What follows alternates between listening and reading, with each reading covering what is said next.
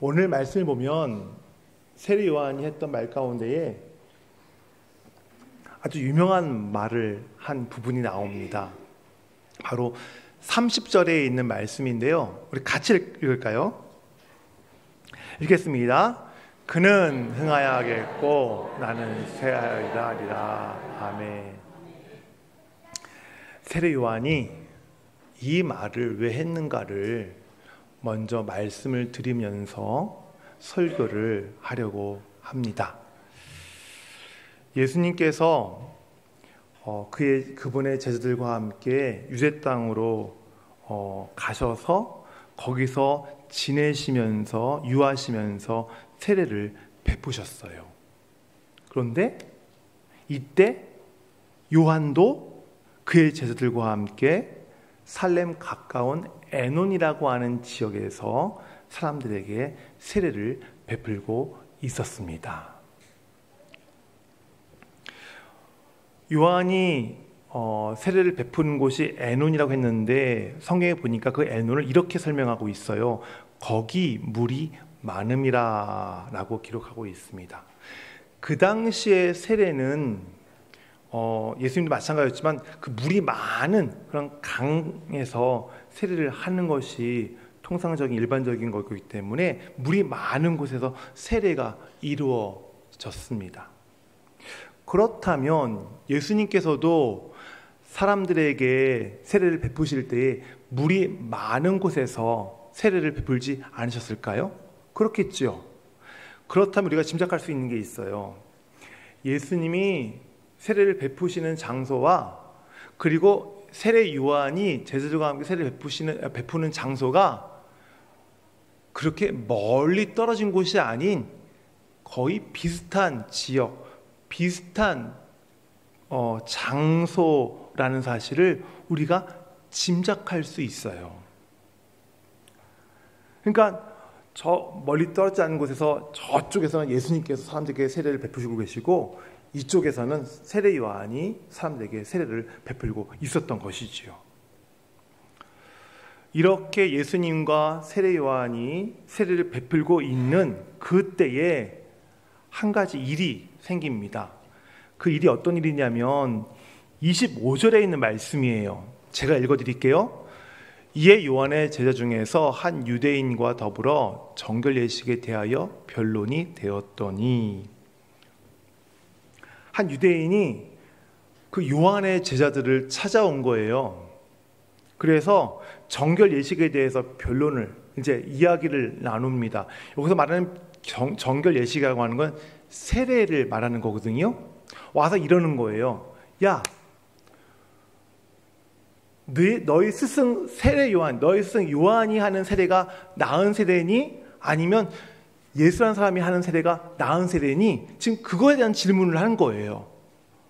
그러니까 거기에 대한 변론을 하는 겁니다. 세례 요한의 제자들이 이제 거기에 대한 얘기를 했겠죠. 그런데 이 세례 요한의 제자들이 이 찾아온 유대인, 야, 예수의 세례가 나은 거야? 요한의 세례가 나은 거야? 묻는 이 유대인의 그 질문에 잘 대답을 하지 못했고, 그리고 그 유대인을 잘 설득하지 못한 것 같아요.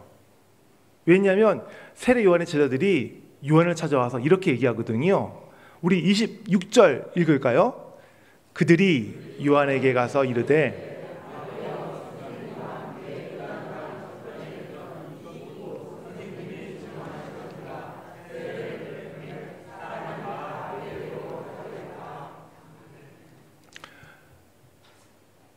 어떤 의미인지 아시겠죠? 아마 세례 요한의 제자들이 스승을 찾아와서 얘기할 때에 스승님 이렇습니다 라고 그렇게 아마 못했을 것 같아요. 막 흥분해가지고 와가지고요. 스승님 지금 사람들이 지금 스승께서 증거했던 그 사람에게 지금 세례를 받으러 다 갑니다. 아마 그렇게 막 흥분해가지고 얘기를 했을 거예요. 요한의 제자들의 마음에는 막 자기 것을 빼앗긴 것 같은 억울함. 세례의 원조가 누구예요? 요한이잖아요. 그 이름도 세례 요한이잖아요. 스승, 이 세례가 자기 스승이 먼저 시작한 건데 지금 예수라는 사람이 와가지고 사람들을 다 데려가서 세례를 베푸는 모습을 얼마나 속이 쓰리겠어요. 얼마나 속상하겠어요. 자존심이 상하지 않을까요? 더 나아가서 막 화가 나지 않았을까요? 예수라는 사람이 뭔데? 우리 스승이 지금 한 이 세례, 그 많은 세례 베푸는 사람들을 다 데려가서 세례를 베푸는 거야. 막 그런 식으로 막 분개하지 않았을까요? 그런 마음으로 세례 요한을 찾아와서 지금 얘기하고 있었을 거예요. 얘기했을 거예요.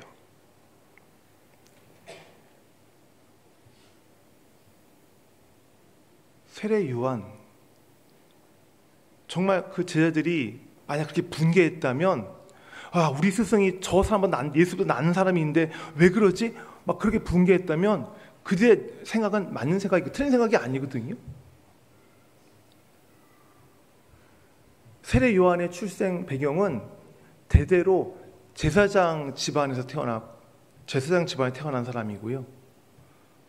예수님은 어디서 태어났어요? 아버지가 목수인 집에 태어났어요. 신분의 차이가 나요. 게다가 세례 요한은 예수님보다 6개월 먼저 태어났잖아요. 형님이에요. 또 세례 요한이 했던 그 경건의 모습들을 보시길 바랍니다. 광야에서 낙타 털로 만든 옷을 입고 석청과 메뚜기를 먹으면서 외쳤잖아요. 근데 예수님은 겨우 40일 금식 기도하신 게 다거든요. 또 사역의 시기도 세례 요한이 훨씬 더 오래됐어요. 예수님은 30세쯤 됐을 때 사역을 시작하셨지만 세례 요한은 이전부터 사역을 해왔고요. 세례 요한이 한번 설교하면 사람들이 막 그 설교 앞에 자복하고 세례를 받으러 나왔어요. 인지도 면에서도 세례 요한이 예수님보다 월등했어요. 자, 이런 상황에서 사람들이 세례를 받으러 예수께로 다 갈 때 가장 속이 쓰린 사람이 누굴까요? 세례 요한 아니겠어요? 내가 먼저 시작했는데 막 그런 마음 들지 않겠어요? 내가 세례할 때 사람들이 많이 모였는데 막 그런 생각들 그랬는데 막 예수라고 하는 분에게 사람들이 가니까 막 자존심도 상하고 막 그런 마음이 들지 않았을까요? 저 같으면 어땠을까요? 그랬을까요? 안 그랬을까요? 그랬을 거예요. 속상했을 거예요. 수원명성교회 여기 있는데 다른 교회 사람들이 많이 가보세요. 제가 속상할까요? 속상하지 않을까요? 속상해요. 그게 사람이에요. 그게 저예요. 저 너무 좋아하지 마세요. 네.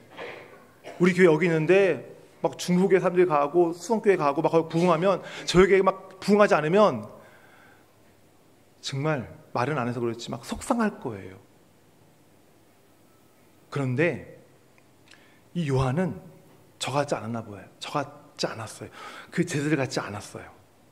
오히려 요한은 이 사람들이 예수께로 다 가서 세례를 받는 모습을 보면서 속상해하고 자존심 상해하고 막 분개하는 제자들을 오히려 이렇게 위로의 말을 합니다. 위로의 말은 아니죠. 그들에게 이렇게 속상한 마음을 갖고 있는 제자들에게 이렇게 말합니다. 27절이에요. 같이 읽겠습니다. 요한이 대답하여 이르되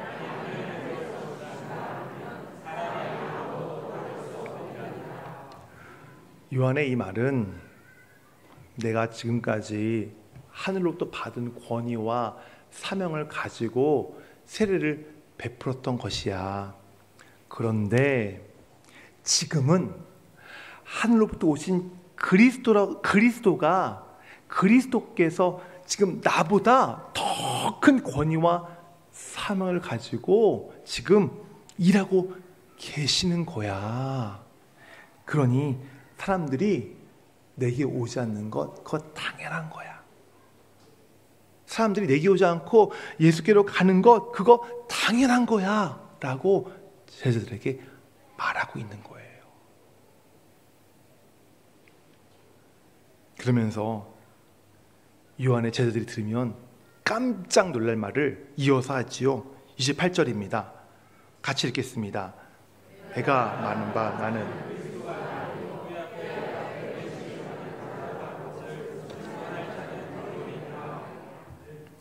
요한 제자들에게 내가 지금 얘기했던 것처럼 나는 그리스도가 아니다.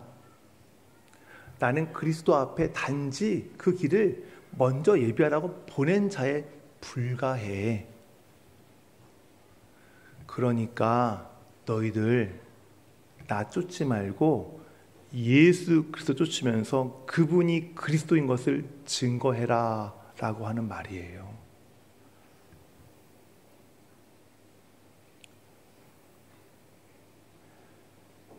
저는 이 말씀 들으면서 너무 충격이었어요. 저 이 말 못하겠거든요. 성도들에게 오늘날 와서 성도 여러분, 저는 너무 연약한 목사입니다. 그러니 여기 오지 마시고 다른 교회 다 가세요.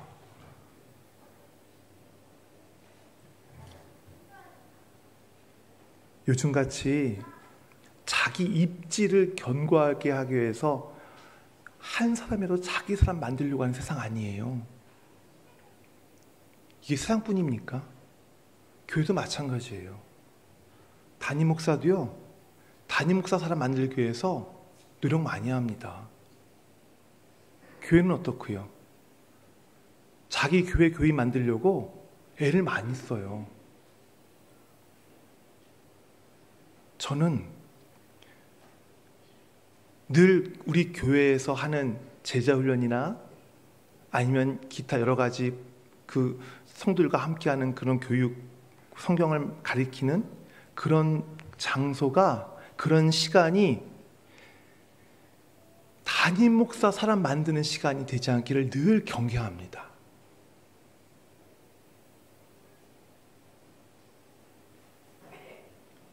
그 시간에는 예수 따르는 사람들 만드는 시간이지 담임 목사 수하에 담임 목사가 말에 막 움직이는 그런 사람들을 만드는 시간이 아니라는 것을 늘 염두에 두고 늘 경계하면서 그 시간을 제가 인도해요.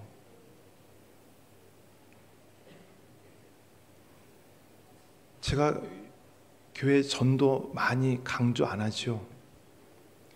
저는 그 전도의 의미가 너무 많이 왜곡되고 퇴색되고 저는 보기 때문에 그래요. 우리 물론 수요일마다 전도하시는 전도팀들 계시지만 제가 언젠가 말씀드렸잖아요. 전도할 때에는 그분 사람들 다 전도해서 우리 교회 불러 모아서 그분들 우리 교회 확장시키고 재정 늘리고 우리 교인 성도들 늘리는 그런 목적으로 전도한다면 저는 올바른 전도 아니라고 생각해요. 그 수많은 사람들 가운데 하나님이 택하신 자들이 있기에 그분이 누군지 모르기 때문에 전도를 통해서 그분들이 하나님께 돌아오기를 바라는 하나님의 사역에 쓰임받는 일로서의 전도이 모를까? 이 자리 사람들을 채우기 위한 전도라면 우리는 한번 생각 좀 해봐야 될 것 같아요.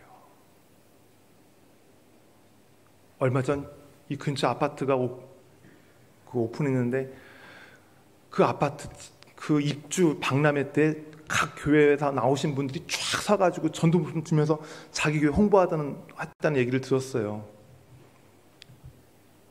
그게 뭘까요, 과연? 어떤 의도를 가지고 전도를 하는 걸까요? 우리 전도하는 팀들 이 점은 꼭 기억하시길 바랍니다. 우리 교회 사람들 불러 모으기 위한 전도가 아니라는 사실을 꼭 기억하세요. 전도지에 휴지를 나눠드리나요? 휴지 나눠드려요? 거기에 뭐라고 돼 있어요? 우리 교회 나오라고 돼 있지 않아요. 다른 교회들 이름이 있죠.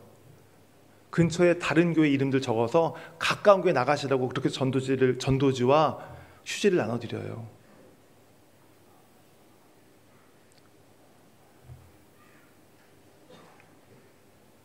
담임 목사가 사람 만들면, 담임 목사가 자기 사람 만들면 편해요. 수월해요. 목회하기 편합니다. 담임 목사의 목회 철학을 함께 공유하고 그 철학을 나눔으로써 그 사람들을 딱 똘똘 뭉치게 정예부대로 만들어서 담임 목사가 말하면 한마디만 툭툭 움직이면서 구조적으로 시스템적으로 잘 움직이는 가운데에 교회가 나갈 때 성장할까요? 안 할까요? 성장하죠.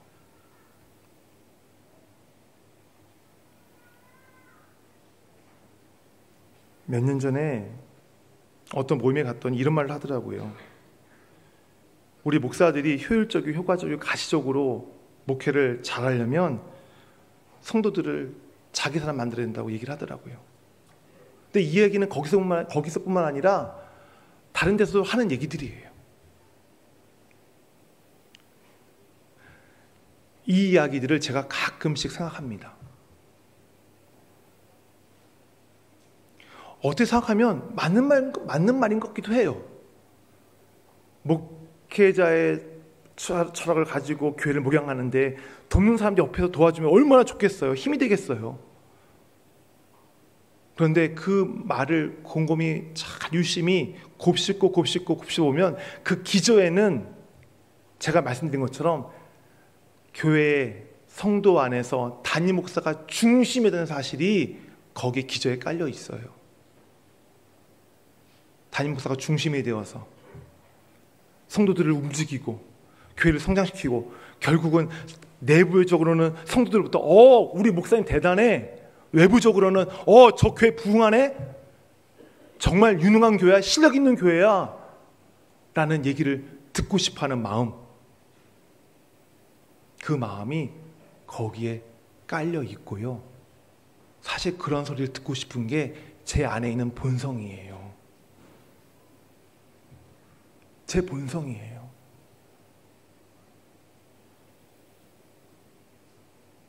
제가 이렇게 말씀을 드리는 이유는 그 본성을 제가 경계하기 위해서 말씀을 드리는 거예요.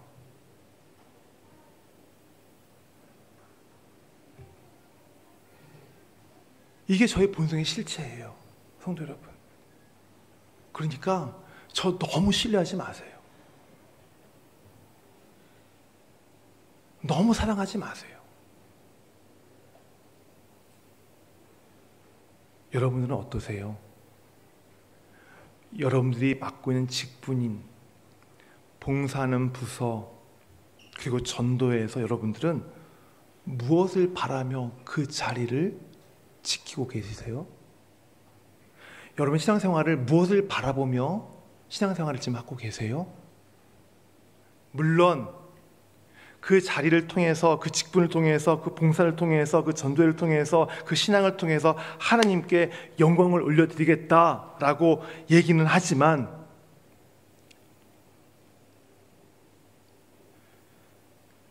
실은 여러분 안에도 제가 갖고 있는 그런 본성과 비슷한 본성이 있지 않은가요?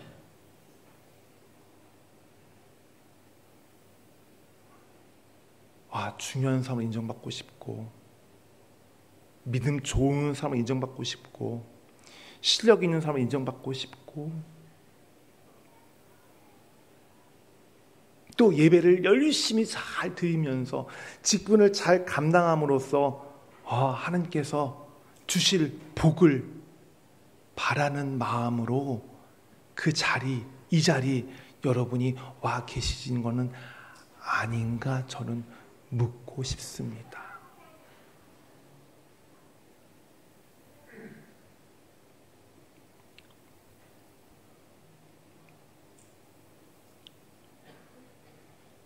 그래서 저처럼 믿음 있는 사람, 실력 있는 사람, 기도 많이 하는 사람, 그렇게 인정받고 싶고 그 맡은 자리에서 충성을 다해서 열심히 하면, 이 예배를 열심히 드리면 하나님께로부터 주시는 복을 받을 것이라고 하는 그 기대하는 모습들,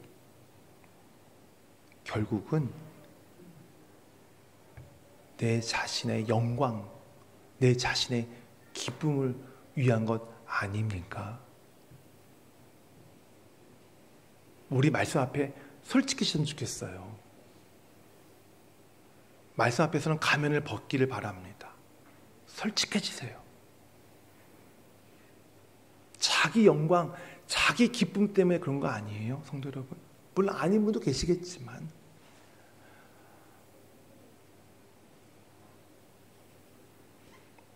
그래서 저는 이런 생각을, 오늘 말씀을 주면 이런 질문, 이런 고민을 해봤어요. 왜 우리는 주님을 위해서라고 하면서 결국에는 우리 자신이 얻을 영광만을 기대하고 있을까라는 생각을 해봤어요. 그러면서 오늘 말씀 29절에서 저의 이 고민에 대한, 이 질문에 대한 답을 저는 발견합니다. 29절 말씀 읽을게요. 신부를 취하는 자는 신랑이나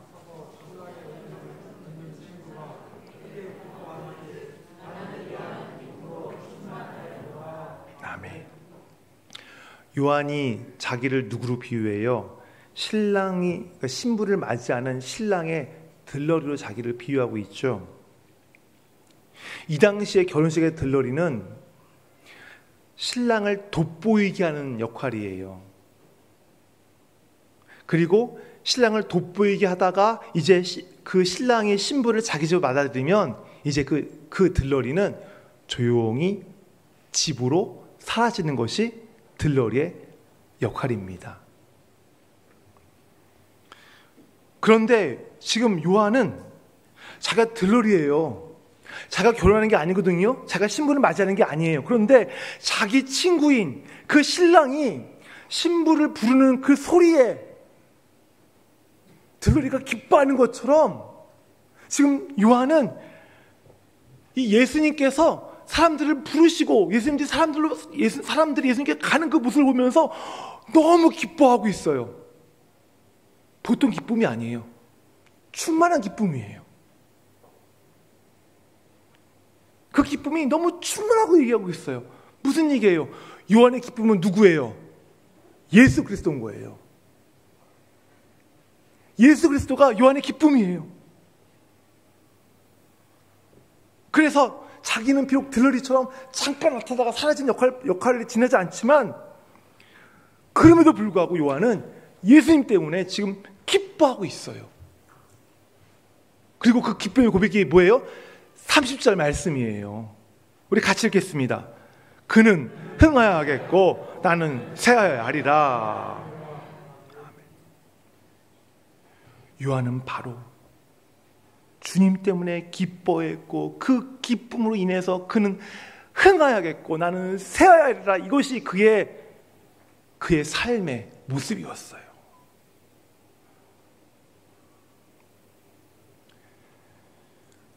그런데 우리는 어떻게 살고 있나요?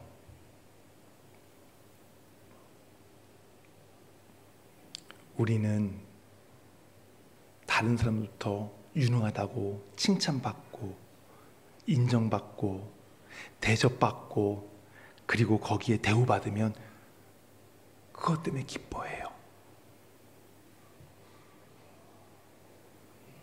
내가 잘 되는 것에 기뻐해요. 일이 술술 잘 풀리는 것에 기뻐해요.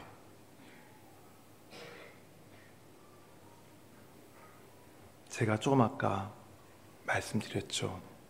왜 우리는 주님을 위해서라고 하면서 결국에는 우리 자신의 영광을 그렇게 기대하는 것일까? 여기에 답이 있는 거예요. 우리는 그리스도 때문에 기뻐하는 것보다 우리 자신이 잘 되고 우리 자신이 인정받는 것을 더 기뻐하기 때문에 그런 거예요.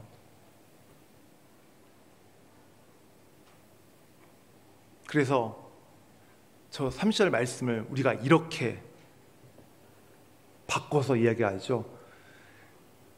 그도 흥왕하셔야겠고 나도 흥왕하여야 하리라. 내가 잘 돼야만 주님이 영광 받으시는 것 같아요. 받으실 거야. 내가 잘 풀려야 주님이 영광 받으실 거야. 내가 잘 살아야 주님의 나라가 확장될 거야. 우리 자식들이 잘 돼야 주님이 주님의 일이 더 흥황이 될 거야. 우리는 그렇게 생각하거든요.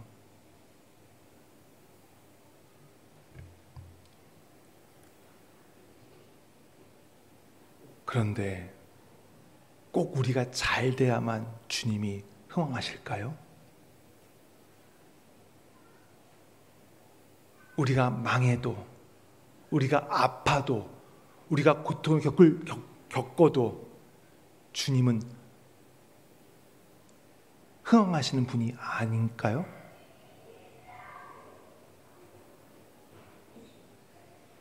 주님은 우리가 잘 풀리지 않아도 흥황하시는 하나님이세요. 우리가 갤갤거려도, 고통 가운데 있어도, 슬픔 가운데 있어도, 실패를 거듭해도 우리 주님은 흥황하시는 하나님이세요. 그의 흥황 앞에는 우리의 잘되고 못함이 조건이 될 수 없어요. 그 자체가 영광이시고 그 자체가 흥황이시기 때문에 우리 이 사실을 너무 쉽게 잊어버리는 것 같아요.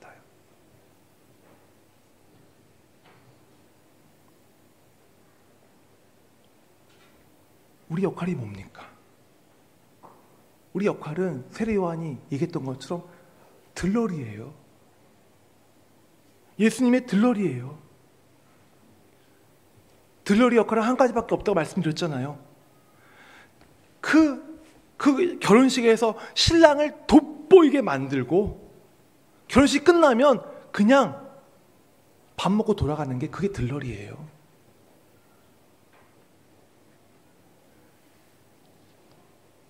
그런데 우리는 예수님의 들러리 역할에 만족하지 못하는 것 같아요. 오히려 내가 중심에 있어야 되고 예수님은 내 주변에 들러리로 세울 때가 많이 있죠. 죄송합니다만 이 모습이 얼마나 꼴불견인 줄 아세요? 결혼식장 많이 가보셨죠? 결혼식장 갈 때에 불문율이 있는 거 아세요? 신랑보다 더 멋있게 하고 가면 안 돼요. 신부보다 더 예쁘게 하고 가면 안 돼요. 결혼식장에 하얀 옷 입고 오시는 분들 꼴불견인 거 아시죠? 그 시간에는 누굴 돋보이게 하는 시간이기 때문에요. 신랑과 신부를 돋보이게 하는 그 자리이기 때문에 아무리 신랑보다 멋있어도 신부보다 예뻐도 좀 못하고 가는 것이 그게 예의예요. 예수 모르는 세상 사람들도 이것이 예인 줄 알고 이렇게 차려가는데 어찌 예수를 안다는 우리가 그 예식의 주인공인 예수님보다 더 드러내려고 합니까? 더 나를 돋보이려고 하려고 합니까?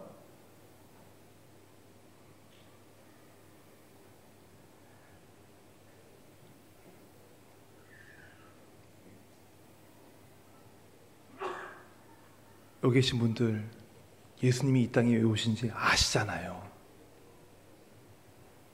예수님이 이 땅에 왜 오셨어요? 우리의 죄를 대신하여 십자가에서 우리의 죄를 사해 주시기 위해서 죽으심으로써 사해 주시기 위해서 이 땅에 오신 거 아니에요? 여기 계신 분들 그 사실을 믿고 오신 분들 아닙니까? 맞습니까? 아닌가요? 여러분 그 사실을 믿지 못하는 분들인가요? 다시 묻겠습니다. 예수님 이 땅에 오신 이유는 나의 죄를 십자가에서 죽으심으로써 사해 주러 오신 것을 믿으십니까? 그 사실을 믿으시면 여기 계시는 거예요. 그 사실을 믿는다는 건 무슨 말이에요? 나의 죄를 인정한다는 것이죠. 나의 죄를 주께서 용서해 주셨기 때문에 사망의 권세에서 생명의 권세로 나를 구원해 주셨음을 믿기 때문에 바로 여러분이 이 자리에서 예수를 따르는 자로 지금 앉아있는 거 아닙니까? 그렇다면 여러분과 저에게서 드러나야 분은 누구예요? 예수 그리스도. 여러분과 저에게서 기쁨의 이유는 누구 오직 한 분이에요. 예수 그리스도 밖에 될 수 없는 거예요.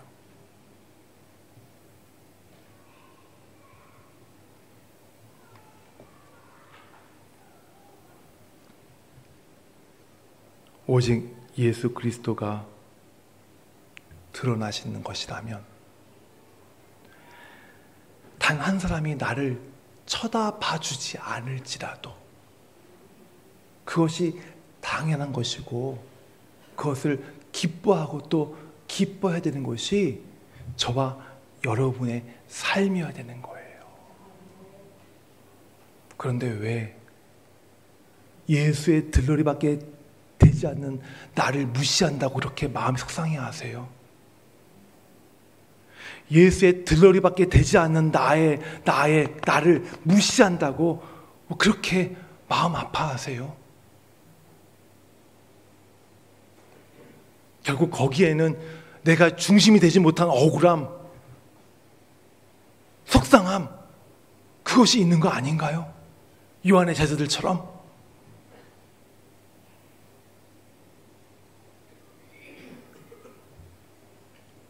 저와 여러분은 그리스도 예수 때문에 기뻐하고 예수 때문에 살아가는 사람들이에요. 저는 여러분의 기쁨이 세상에서 여러분의 어떠한 편의를 제공하고 바람을 그리고 여러분의 욕구를 충족하는 것에서 기쁨을 얻는 것이 아니라 예수 그리스도, 그분 때문에 여러분에게 기쁨이 충만하기를 바랍니다. 항상 기뻐하라는 말씀이 있죠. 그 말씀을 여러분 볼 때마다 좀 이상하지 않으세요? 어떻게 항상 기뻐할 수 있을까? 아파도 기뻐해야 돼? 다쳐도 기뻐해야 돼?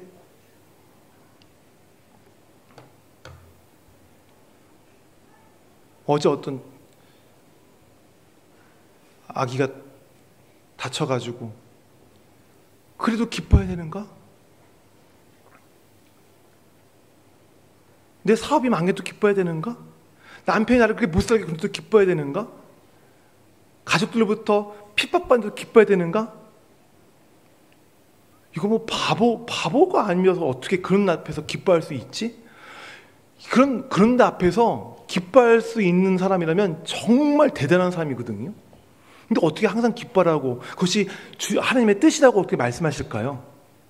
그 기쁨은 우리의 어떤 욕구가 충족되고 잘되고 뭐 우리가 복받고 우리가 뭐 형통하고 거기에서 찾는 기쁨, 그것 때문에 항상 기뻐하는 얘기가 아니에요. 예수 그리스도, 바로 그분 때문에 우리의 기쁨이 변하지 않는 것이거든요. 그분 때문에 기뻐하기 때문에 내가 몸이 아플지라도, 내가 뭐 망할지라도, 고통을 당할지라도 예수 그리스도 그분이니까 내가 항상 기뻐할 수 있는 거예요.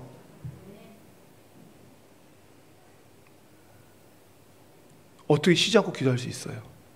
어떻게 범사에 감사할 수 있어요? 나 같은 죄인, 나 같은 이 티끌부터 못한 이 죄인을 예수 그리스도의 그 들러리로 사용하시니까, 구원하셔서 그 들러리로 사용해 주시니까 어떻게 내가 범사에 감사하지 않을 수 있겠어요? 쉬지 않고 기도하는 거, 내 마음에 늘 조금만 방심하면 예수보다 앞서려고 하고 내 마음에 중심에 있으려 하고 예수는 내 주변으로 밀어내고 그를 들러리로 세우려고 하는 그 마음이 호시탐탐 나를 엿보고 있고, 그런 시간, 그런 마음들이 내게 있는데, 그런 마음을 경계하려면 늘 기도하지 않겠어요? 늘 십자가 앞에 나가서 주여 용서하여 주시옵소서. 제가 교회의 중심이 되고 싶어 했습니다. 성도의 중심이 되고 싶어 했습니다. 인정받고 싶어 했습니다. 주여 용서하여 주십시오. 그러니 어떻게 항상 우리가 기도하지 않을 수 있겠어요?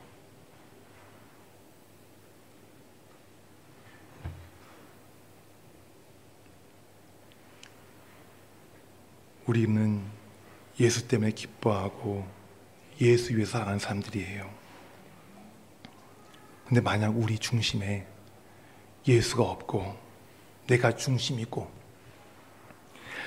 그 기쁨이 예수로부터 오는 기쁨이 아니라 내가 소유한, 내게 채워지는 어떤 욕구에 대한 그 충족에 대한 기쁨으로 내가 산다면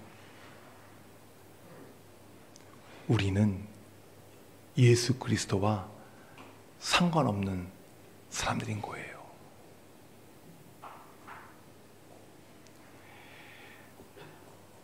요한은 사람들이 자기가 아닌 예수께로 가는 것을 당연하게 생각했어요. 예수가 드러나는 것을 그는 기뻐했어요. 크게 기뻐했어요. 여러분도 여러분의 기쁨을 어디에 찾고 있는지를 한번 살펴보시기를 바랍니다. 여러분의 기쁨은 예수님이어야 합니다. 그래서 예수님은 흥하고 여러분은 자신은 쇠하는 것이 특별한 것이 아니라 당연한 삶처럼 여러분이 사셔야 합니다. 이것이 저와 여러분의 그리스도인이라고 불리는 저와 여러분이 살아가야 될 본분입니다. 아멘. 제가 오늘 찬양팀에게 찬양을 좀 부탁드렸어요. 나와서 찬양해 주시겠어요? 찬양 들으시면서 가사를 보시면서 오늘 말씀 생각하시면서 한번 우리의 삶을 돌아보시기를 바라요. 나는 과연 내 삶 가운데 예수가 중심인가? 내 기쁨이 예수로부터 나오는 기쁨인가? 그래서 내 고백이 주는 흥하시고 나는 쇠하리라 하는 것이 과연 내가 고백할 수 있는 삶이 될 수 있는가? 한번 말씀, 오늘 이 찬양을 통해서 여러분 한번 생각해 보시길 바랍니다.